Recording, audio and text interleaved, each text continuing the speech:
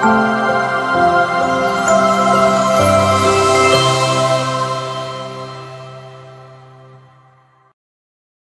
இயேசு கிறிஸ்துவுக்கு அருமையானவர்களே, இறைவார்த்தை பகிர்வு நிகழ்விற்கு உங்கள் அனைவரையும் அன்போடு வரவேற்கிறேன். பிரியமானவர்களே, இன்றைய வார்த்தை வழிபாட்டு நிகழ்விலே நாம் முதல் வாசகமாக திருவெளிப்பாடு புத்தகத்திலிருந்து செய்திகளை கேட்க இருக்கின்றோம். பிரியமானவர்களே, இதிலே சொல்லப்படுகின்ற நிகழ்வுகள் அனைத்தும் இன்றைய காலத்தோடு ஒப்பிட்டு பார்க்க தகுதியுடையவை. ஏனென்றால் நல்லது செய்கின்ற யாரையும், அதாவது நாம் செய்கின்ற குற்றங்களை கண்டுபிடிக்கின்ற யாரையும் நமக்கு பிடிக்காது. சாதாரணமாக நாம் வாழ்கின்ற வாழ்விலே நாம் கடவுளுக்கு எதிராகவும் பிறருக்கு எதிராகவும் நாம் குற்றங்கள் செய்கின்ற பொழுது, தவறுகள் செய்கின்ற பொழுது, யாராவது அதை கண்டித்து தண்டித்து திருத்துகின்ற பொழுது சாதாரணமாகவே அவர்கள் நமக்கு பிடிக்காது. அந்த நிகழ்வுரை தான் திருத்தூதர் யோவான் தன் கண்ட காட்சியில் நமக்கு கூறியிருக்கிறார்.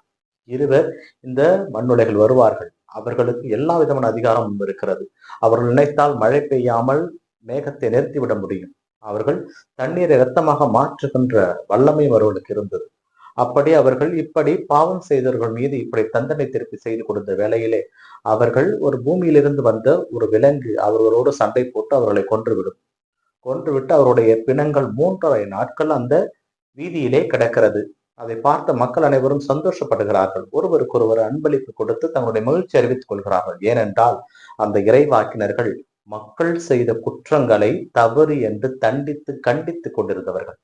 பிரியமானவர்களே, அப்படி அவர்கள் சந்தோஷப்பட்டு கொண்டிருந்த வேளையிலே 3.5 நாட்கள் அந்த பிணம் அப்படியே கிடக்கிறது. இந்த நிகழ்வை நம்முடைய வாழ்விலே நாம் ஒப்பிட்டு பார்க்க கடமைப்பட்டிருக்கிறோம். பிரியமானவர்களே, இன்றைய நாட்களிலே திருமுழுக்கு யோவானை போல ஒருவர் நீங்கள் செய்வது தவறு, நீங்கள் இப்படி இருக்கக்கூடாது என்று சொன்னால் அவரை நாம் ஏற்றுக்கொள்ள மனப்பக்குவம் இல்லாதவர்களாக இருப்போம். ஏன் அவர்கள் மன்னிக்க கூடாதா? அவர்கள் நம்மை பரவாயில்லை என்று விட்டுவிடக் கூடாதா என்கின்ற எண்ணம் வரும்.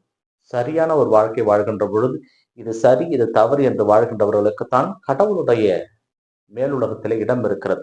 அதைதான் இன்றைய முதல் வாசகம் சொல்லுகிறது.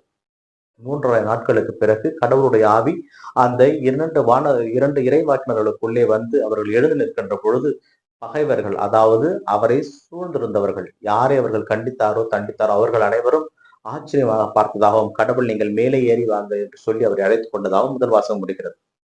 இன்றைய நற்செய்தி வாசகத்திலே மறுபிறப்பு இல்லை, உயிர்த்தெழுதல் இல்லை என்று சொன்ன சதுசேயர்கள் இயேசுவிடம் கேட்ட கேள்விக்கு இயேசு ஒரு அழகான பதிலை சொல்லுகிறார். ஒருவர் திருமணமாகி குழந்தை பெறாமலே இறந்து விடுகிறார். மீதம் இருக்கின்ற 7 சகோதரர்களும் அப்படியே ஒருவர் மாற்றி ஒருவர் திருமணம் செய்து கொள்கிறார்கள். ஆனால் 7 பேருமே இறந்து விடுகிறார்கள். அப்படியானால் இயேசு கிறிஸ்துவிடம் அந்த சதுசேயர்கள் கேள்வி கேட்கிறார்கள். நீங்கள் உயிர்த்தெழுதல் இருக்கிறது என்கிறீர்கள், விண்ணுலகத்தில் மறுவாழ்வு இருக்கிறீர்கள் என்கிறீர்கள்.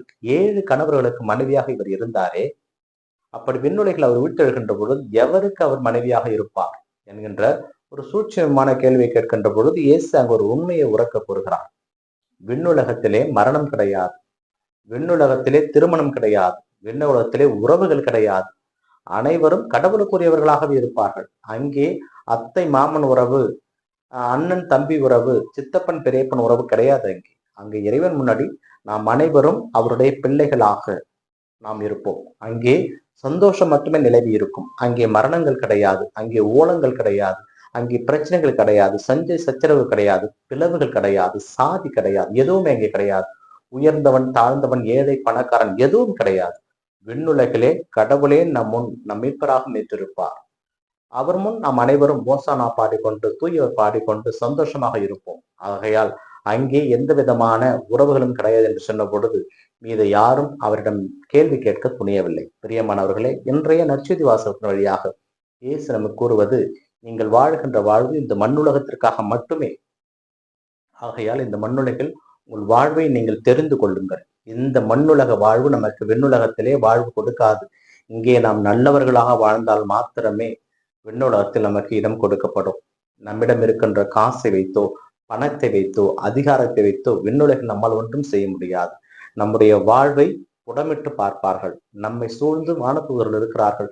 நம்முடைய எண்ணங்கள், நம்முடைய செயல்பாடுகள் அனைத்தையும் ஆண்டவருக்கு தெரியப்படுத்திக் கொண்டிருக்கிறார்கள். ஆக வெகு தூரத்திலே நாம் இறையாட்சி நெருங்கி விடுவோம். காலங்கள் தூரம் இல்லை, நெருங்கி வந்து விட்டது. மனம் மாறுவோம், நற்செய்தியை நம்புவோம், இறைவனுக்குரிய மக்களாக வாழுவோம், அனைவரையும் ஏற்றுக்கொள்வோம், சகோதர சகோதரர்களாக ஏற்றுக்கொள்வோம். பகைமை பாராட்ட வேண்டாம், வெறுப்பு வேண்டாம். ஏழை பணக்காரன் என்கின்ற பிளவு வேண்டாம். இந்த எண்ணங்கள் நம்மை சூழ்ந்திருப்பின் நாம் கடவுளுக்குரியவர்கள் அல்ல. இருக்கின்ற நாட்களை இறைவனுக்குரிய நாட்களாக மாற்றிக்கொள்வோம். அனைவரும் நம் சகோதர சகோதரிகள், அனைவருமே கடவுளுடைய சாயல் என்ற நம்பிக்கையோடு வாழ்கின்ற பொழுது பெண்ணரசில் நமக்கான இடம் காத்து கொண்டிருக்கும். இந்த நாள் உங்களுக்கு இனிய நாளாக அமையட்டும். இறைவனே என்றென்று வாழ்த்து பெறுவாராக. ஆமேன்.